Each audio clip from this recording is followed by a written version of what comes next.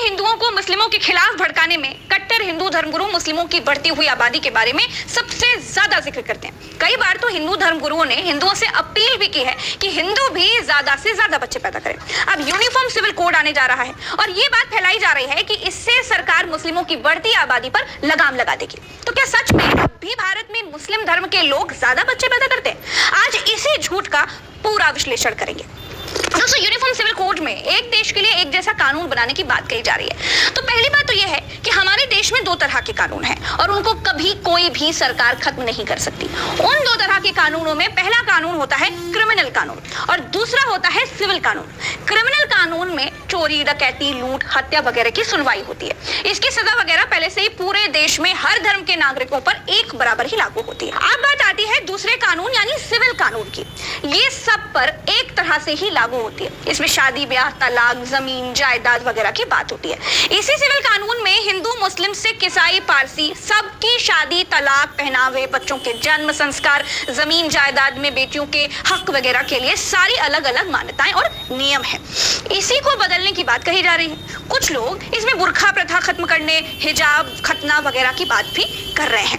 लेकिन ये ड्राफ्ट जब बनकर आएगा ना, ये तो तभी साफ हो पाएगा। अब बात आती है बच्चे पैदा करने की कि क्या यूनिफॉर्म सिविल कोड आने से बच्चा पैदा करने के मामले में मुस्लिमों की चूड़ी टाइट हो जाएगी? तो इसको बताने के लिए हमने नेशनल फैमिली हेल्थ सर्वे के जो आंकड़े निकाले और दैनिक भास्कर में जो रिपोर्ट छपी उसका अध्ययन किया तो ये पाया कि देश में हिंदुओं के मुकाबले मुस्लिम धर्म में बच्चे पैदा करने में ज्यादा गिरावट आई है। NFHS इसके आंकड़ों के मुताबिक देश के सभी धार्मिक समूहों में प्रजनन दर में गिरावट आई। पिछले 29 सालों में यानी 1992 से 2021 के बीच मुस्लिमों की प्रजनन दर में सबसे ज्यादा 46.5% की गिरावट देखने को मिली है। वहीं हिंदुओं में 41.2% की गिरावट आई है। यानी कि पिछले 29 सालों में हिंदुओं के मुकाबले मुस्लिमों की प्रजनन दर घटी है। दूसरी सबसे चौंकाने वाली बात यह है, दूसरा सबसे बड़ा खुलासा यह है दोस्तों कि धर्म के आधार पर बच्चे पैदा करने के लिए अब तक मुस्लिमों को दोषी ठहराया जाता था। लेकिन सबसे बड़ी बात यह है, सबसे बड़ा खुलासा यह है कि ज्यादा बच्चे पैदा करने का धर्म से कोई लेना देना नहीं है।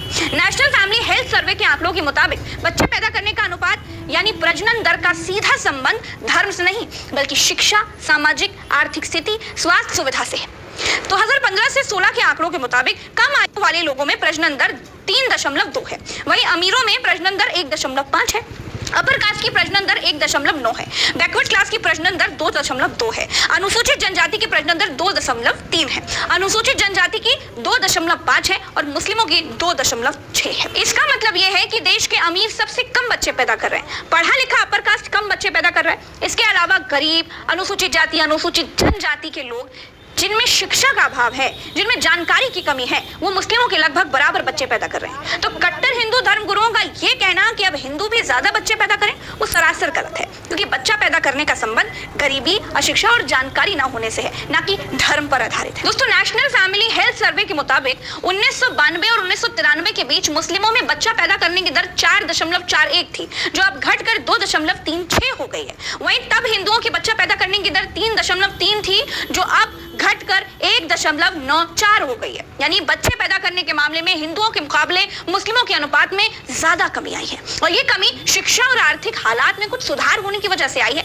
ना कि धार्मिक आधार पर आई है। तो इससे एक बात तो साफ हो जाती है कि ज्यादा बच्चे पैदा करने का संबंध धर्म से बिल्कुल नहीं होता, शिक्षा और आर्थिक हालात से होता है। किसी देश की, किसी राज्य की या फिर किसी धर्म के लोगों की ही बात अगर कर लें, अगर बच्चे पैदा करने की दर 2.1 से कम होने लगती है तो इसका सीधा मतलब ये होता है कि वो देश, राज्य या धर्म में जन्म लेने वाले बच्चों की तुलना में मरने वालों की संख्या ज्यादा ही होने लगी है। इसका मतलब ये होता है कि वो देश बूढ़ा होने की तरफ आगे बढ़ गया है। इसका मतलब ये हुआ कि जब बच्चे कम पैदा होंगे तो जवान लोग भी कम होंगे, जब जवान लोग कम होंगे तो पहले से मौजूद जो लोग बूढ़े हैं वो उनकी शक्ल में हमको दिखाई देंगे।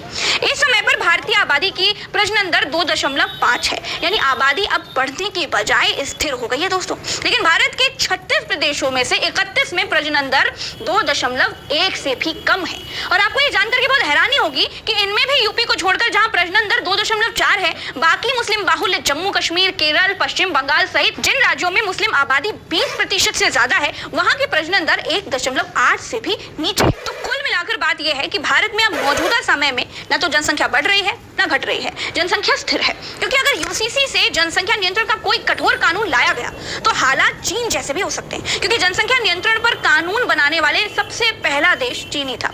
जब उसके यहाँ जनसंख्या तेजी से बढ़ी तो चीन ने 1979 में एक बच्चे का कानून बना लिया। लेकिन अब हालत ये हो गई है कि चीन दुनिया की सबसे ज्यादा बूढ़ी आबादी वाला देश बन गया है। लैंसेट की रिपोर्ट बताती है कि सर्दी के आखिर तक चीन की आबादी 140 करोड़ से घटकर करीब 70 करोड़ रह जाएगी। इसी संकट से निपटने के लिए 2015 में चीन ने एक बच्चे के कानून को, यानी एक बच्चे की जो नीति है उसको बंद कर दिया और 2 बच्चा पैदा करने की आजादी दे दी। ये 2 बच्चे वाली स्कीम भी काम नहीं आई तो चीन ने अब 3 बच्चे पैदा करने वालों को तोहफा देना शुरू कर दिया है।